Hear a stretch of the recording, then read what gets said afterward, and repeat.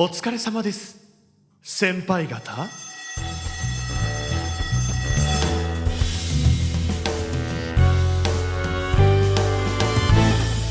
こんにちは。こんにちは。こんにちは。こんにちは。こんにちは。今日は日本語の否定表現シリーズ第2弾ということで、そう第2弾ということでお送りしていきたいと思います。今回は、やんわりと相手の誘いを断る方法をいろいろ教えていきたいと思います。よろしくお願いします。よろしくお願いします。ベティさんは日本に来てなんかあげるって言われていらないと思った時に最初なんて言ってました？多分いいえと言いましたね。嘘だ。そうなんか直接だと知っていましたけど、なんか否定の表現全然わからなくて、否定の表現が全然わからなくて、そうね、なんかいつもなんか本当にありがたいけど、すみません、それ家しか知らないだから、すいませんね。家と笑顔だけ。すいません、家いらないですみたいな。そうそうそう。いらないの言葉も知らなかった。いらないの言葉も知らなかった。そう、すいません、家だけと笑顔。いいんじゃないですか。適当かな。ただ日本人はね、やっぱりあんまり直接的な表現を好まないような文化であると思うので、いろいろ間接的にやんわり断る表現がいくつかあります。なんか日本で間接すればするほどいいと思いますね。なんでですか？丁寧だから。そうですね、丁寧なニュアンスがありますね。コンビニでなんかビニール袋いらないときどう言えばいいかなと思ってた。そうね。なんかはい家なんかあれ、答え方が全然わからなくて、いつもいらないときもらっちゃう。ビニール袋お入れしますかって聞かれたときに、そうなんて敬語だからあまりわかんないね。なるほどね。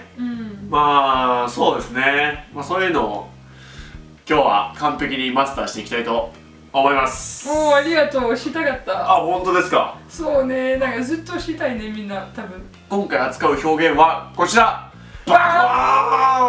きつい、厳しい、難しいはそれをやることができないっていうその形容詞そのものを示しますね。やんわり断る方法ですね。優しい。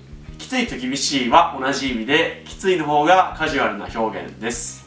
でもう、他にもちょっとっていう、本当はちょっときついですの略なんですけども、ちょっとだけでもちょっとみたいな感じでも、やんわり断ることができると。大丈夫と結構ですはよく日本人が使う言葉で、知らない人に対して結構言える言葉です。丁寧なノーセンキューということですかね。で最後に検討しますっていうちょっと面白い日本人独特だと思う。日本人独特ですよね。独特、日本だけあり、日本人独特ななんかよくわからない断り方を紹介して。よくわからない？わかるんだ。わかるけど、なんか文化的になんか変だなと日本人も思う断り方でもないんですけどね。断る多分断る。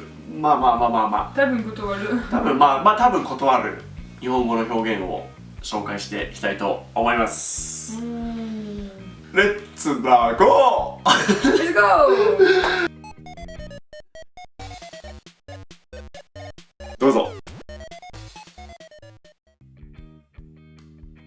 きつい、厳しい、難しい。これ本来の意味としては、きついと厳しいは、ちょっと大変だなみたいな。できなくはないけどやりたくないみたいな。なんか体に精神に大変。精神に負担がかかる。確かに。きついはは厳しいのカジュアルな表現ですかね。It won't be possible。みたいな感じで。で、難しいは、難しいですね。英語で言うと。It's difficult。そう、difficult。この前出した宿題、明日までにできるよね。ちょっと難しいですね。すいません。次なんですけども、ちょっとの意味としては少しとか、少し少しとか、まあ少ないですかね。いや、ちょっとっていう日本人の人言うんですけど、まあ、どういう意味かっていうと、ちょっと無理とか、ちょっときついとか、ちょっと厳しいっていうのを省略して、いや、ちょっと、すいません、みたいな感じで断ることが多いですね。無理はちょっと直接だから、そうねちょっと追加して、ちょっと無理は間接。そうね、ちょっと間接的に否定表現をしてるのかなと思いますね。この前の宿題、明日までにできるよね。いやー、ちょっと、はい、すいません。そっか。ちょっと最近忙しくて。じゃあ失礼しまあ、すす。いません。次は結構ですと大丈夫ですですね。はい。意味としては大丈夫じゃねえ。意味としてはいや、いらないです、ありがとうございます、自分には必要ないですとか、まあ自分はそれ欲しくない、ありがたいですけどもみたいな、ありがとうでもいらないみたいなっていう、まあ、No thank you。まあそう、ノーセンキューですね、英語で言うと。ですかね。で、大丈夫のよりポライトな表現が大丈夫です。で、大丈夫ですのよりポライトな表現が結構ですかと思います。そっか。大丈夫です、結構です。これください。500円です。はい。追加で。はい、大丈夫です。はい。ビニール袋ご利用ですか？ああ、大丈夫です。あ、わかりました。はい。ありがとうございました。いやいや。いらっしゃいませ。いらっしゃいませ。で、大丈夫っていう言葉には他にも意味があって、このノーセンキュー以外にも、心配するな、君はそのままで大丈夫じゃないな、君はそのままでいいよ、いいと思うみたいな意味もありますね。はい、確かに優しい言葉ではあると思いますね。最後、一番難しい表現なんですけどもこれちょっと面白いなと思って1個選ばさせていただきました。検討します。これは仕事でしか使わないんですけども、言葉の意味としては今後考えますみたいな、ちょっと今はできないけど今後考えます、はい。まあこれがノーっていう表現っていうね。そう、まあ、はい。まあ結構仕事でね、ウェティーちゃんも使いますかね。使います。はいはいはい。仕事でしか使わないかな。まああとは冗談の一つとして使う時もありますけど、まあ大体仕事でしか使わないと思っていただければ。あ、でも本当に検討する人は何言う？検討しますはマジで 100% ノーの意味ですか？でもそうだね、本当に検討します。100% ノーではないけど、余裕があれば結局できないってことだよね。でもその時は結局文脈としてはこれをしてくださいとか、これができますかって聞かれて検討しますって言うんので、まあそれはノー I can't みたいな感じではありますよね。まあ家できません。今できない。K さん、はい。